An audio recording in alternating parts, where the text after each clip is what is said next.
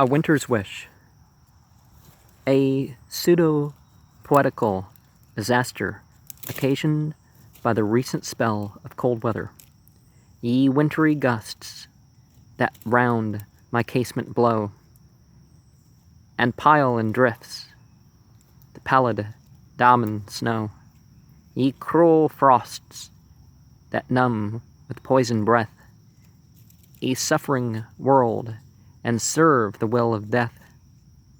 How could I, did fortune but permit, your terrors vanquish and your arts outwit? Grant me, ye, things considered to be, gods, a dome of crystal glass, whose size the pantheons tenfold might surpass, through whose clear surface sun and stars might blaze, while safe within glow artificial rays. Let this my garden and my cot confine, free from the chilling air and blast malign. Here let me dwell and in December sing, midst balmy zephyrs of eternal spring.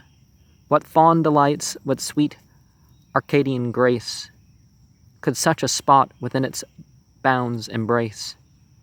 Through mossy meads a limpid stream might run, its ripples sparkling in the noonday sun, its length reduced to many a pleasing part by tiny waterfalls contrived with art. Along the banks with supple reeds asway, and nimble trout within the waves at play, a floral train the rolling green might bear, and birds outnumbered glad the genial air. To their soft notes a bubbling fountain lend euphonious chords, whilst nodding groves attend. On azure lakes where stirs a gentle tide, the fleecy swans in majesty might glide. Abundant lilies deck each little sea, and fragrant herbage rise along the lea. On terraced lawns that mount with ordered skill, unusual flowers the well-placed urns might fill.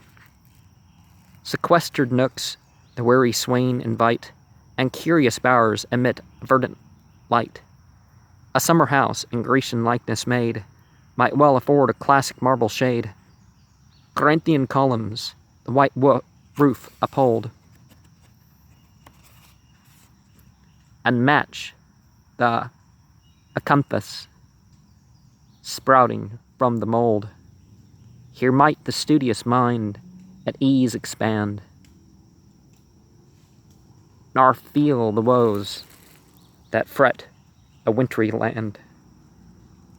Here might the muse, protected from the storm, in endless spring melodious couplets form, graces and nymphs, a fair ethereal train, with fauns and satyrs sport along the plain, whilst reedy Pan and all the naiad crew in shady fonts and brooklets come to view. And Endymion here might in contentment dream beneath his loved Diana's crescent gleam, and Meliboeus nurse his tender goats, or sound the rustic pipe with lovelier notes.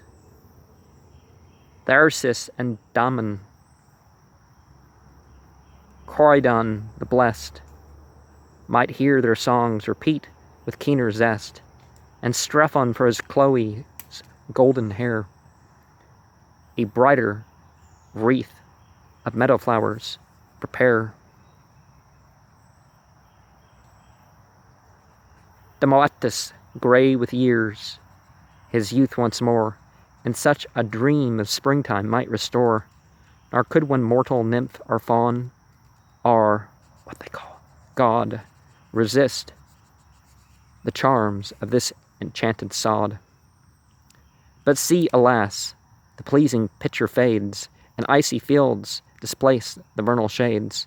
The idyllic scene too quickly left behind proves but a fleeting phantom of the mind. Yet when indeed does life reward or please with truer things than visions such as these, our struggling years too little bliss could own, were they confined to genuine joys alone. 'tis fancy's province to enlarge the cheer, and fill our days with musings doubly dear. With the Doric lay, the bleakest ills remove, and bear us to the Heliconian grove. Though changing seasons o'er the mead may roll, spring reigns perpetual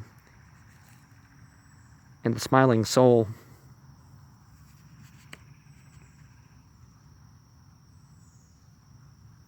It's important to be modest in the psychological